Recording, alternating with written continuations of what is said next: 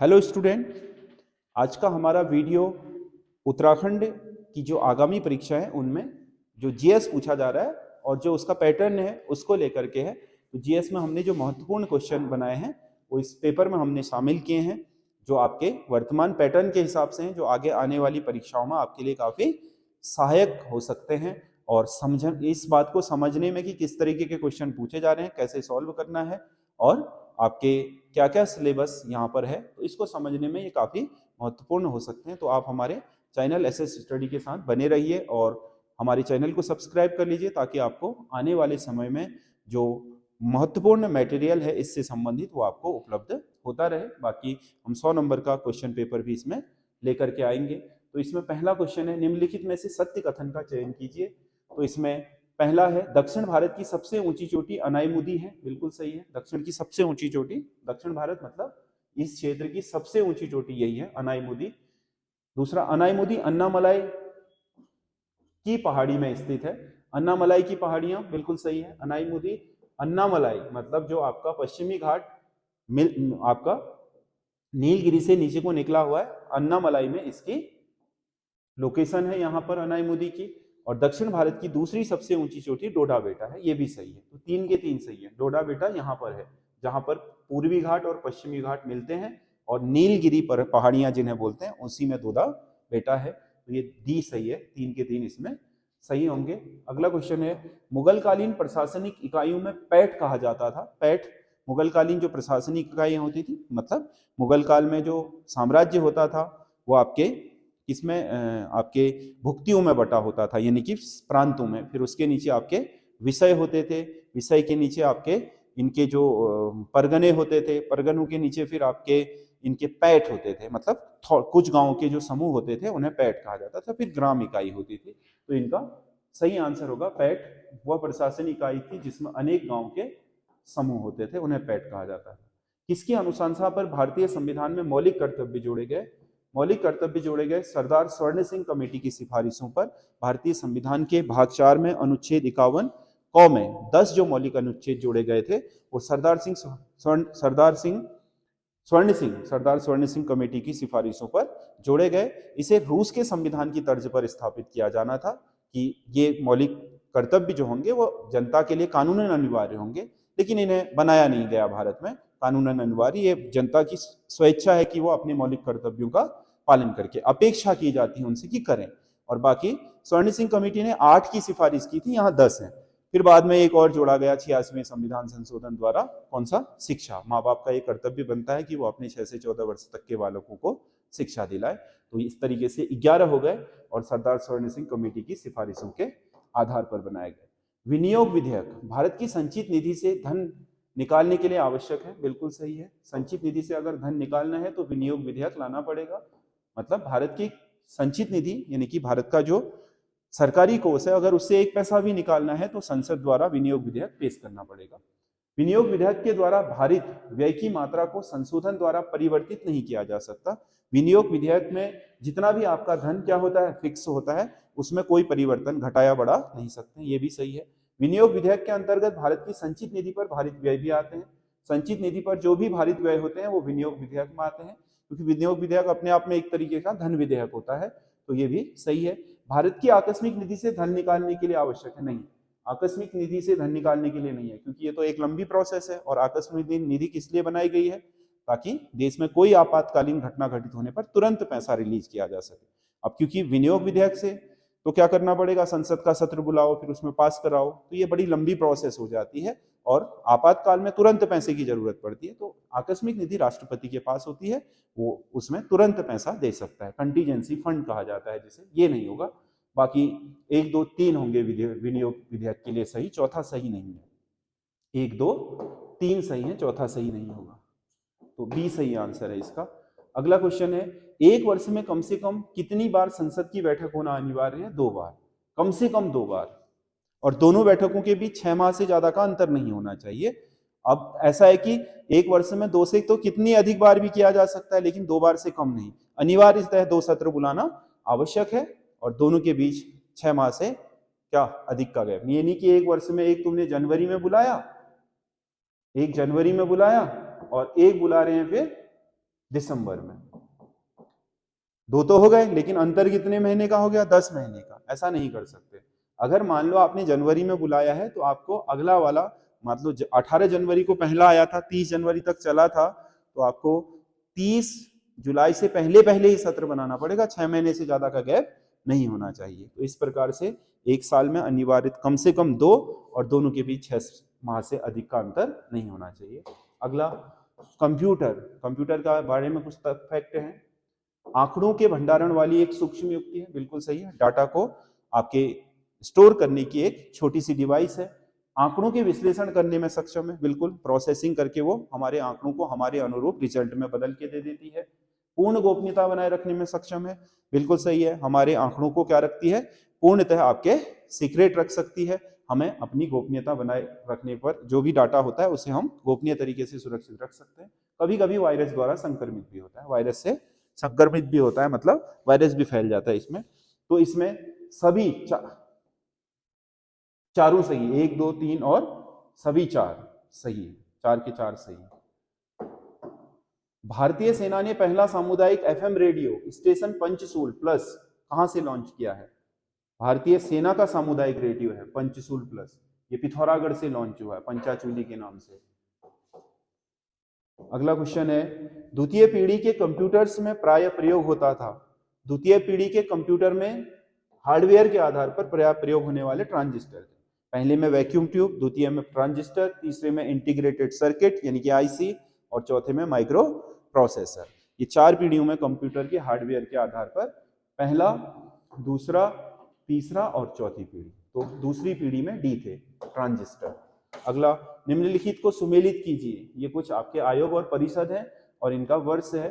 तो इसमें राष्ट्रीय एकता परिषद बनाई गई थी 1961 में, राष्ट्रीय अल्पसंख्यक आयोग 1993 में, राष्ट्रीय महिला आयोग 1992 में, और अंतरराज्यीय परिषद 1990 में। तो ये राष्ट्रीय जो महिला आयोग है 1990 नहीं है, 1990 में इसका एक्ट है बना, ये 92 में ही है, तो कंफ्यूजन ना करें इसमें। राष्ट्रीय एकता परिषद 1 का 3, 2 का 1, 3 का 4 और डी का 2। तो 3 1 4 2 सही होगा, 3 1 4 2 यानी कि डी इसका सही आंसर होगा। अगला क्वेश्चन है, वायु प्रदूषण के समाधान की निरंतर निगरानी के लिए केंद्र सरकार ने किस समिति का गठन किया है? तो ये सी के मिश्रा समिति है। वायु प्रदूषण हमारे देश में विकराल रूप धारण कर रहा है और शहरों की स्थिति बहुत खराब है। वहां का आपका जो AQI है, एयर क्वालिटी इंडेक्स, वो लगातार गिर रहा है और खराब स्थिति में है। मतलब जीवन जीने के लिए जो सांस लेने की या हवा पाने की इंसान को क्या है, मौलिक अधिकार है, उससे बहुत ही खराब गुणवत्ता की हवा हमें मिल रही है। PM2.5, PM4, PM6 बहुत ही क्या है, आपके विकराल रूप में है। आदमी की जो शहरी क्षेत्र हैं उत्तर भारत के, उनमें लोगों की जीवन प्रत्याशा 7 वर्ष से 10 वर्ष तक कम हुई है केवल वायु प्रदूषण के कारण। तो जो वायु प्रदूषण है उसकी निगरानी के लिए सी के मिश्रा समिति बनाई गई है। ये अपनी निगरानी के बाद सरकार को लगातार अपनी सिफारिशें भी देती रहेगी। मिसिसिपी नदी का डेल्टा किस प्रकार का है? मिसिसिपी आपको पता है जो आपका क्या है, मैक्सिको की खाड़ी है, ये वाली मैक्सिको की खाड़ी। तो मैक्सिको की खाड़ी में जो यूएसए से मिसिसिपी नदी गिरती है, ये तो अपने गिरने से पहले ये इस प्रकार का डेल्टा बनाती है जिसे पक्षीपाद डेल्टा बोलते हैं, पक्षी के पैर की तरह। तो ये पंजाकार डेल्टा होगा, पंजाकार डेल्टा मिसिसिपी का। हालांकि वो प्रगतिशील भी है क्योंकि वो लगातार डेवलप होते रहते हैं, पर इसके हिसाब से यही सही है, कौन सा, पंजाकार डेल्टा। अगला क्वेश्चन है, निम्नलिखित में से किसने सर्वप्रथम प्रेस सेंसरशिप लागू की थी? मतलब प्रेस पर प्रतिबंध भारत में, आधुनिक भारत में ये जो आपका लॉर्ड वेलेजली था, इसने 1799 में शुरू किया था।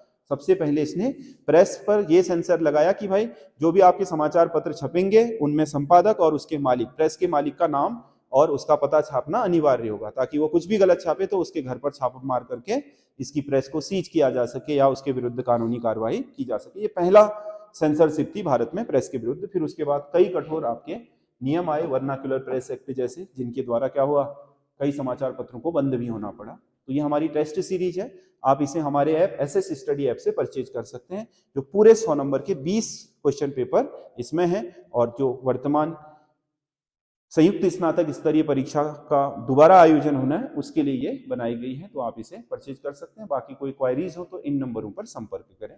भारत में मौद्रिक नीति समिति में कितने सदस्य होते हैं? मौद्रिक नीति समिति में 6 सदस्य होते हैं, क्योंकि मौद्रिक नीति भारत में रिजर्व बैंक का क्या है काम है, कोई भी मौद्रिक नीति से संबंधित नियम बनाना होगा तो वो रिजर्व बैंक बनाएगा, भारत सरकार नहीं। वित्त नीति, आर्थिक नीति भारत सरकार का है, मौद्रिक नीति नहीं है, मतलब मुद्रा से संबंधित जो भी नीति होगी वो सब आरबीआई बनाएगा। तो आरबीआई का गवर्नर, 4 क्षेत्रीय गवर्नर, 1 भारत सरकार का प्रतिनिधि, 6 लोग बैठ करके वित्त नीति बनाते हैं।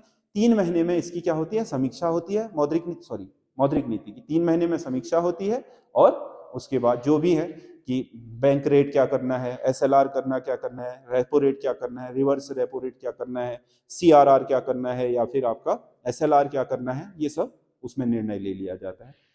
अगला, निम्नलिखित में से कौन सी भाभा परमाणु अनुसंधान केंद्र द्वारा विकसित सुपर कंप्यूटर है? बार्क का सुपर कंप्यूटर अनुपम है। बार्क ने जो सुपर कंप्यूटर डेवलप किया था उसका नाम अनुपम है। अगला, आयुर्वेद शास्त्र से संबंधित फारसी भाषा में अनुवादित ग्रंथ फरहंगे सिकंदरी किसने अनुवादित करवाया था? ये सिकंदर लोदी द्वारा अनुवादित है।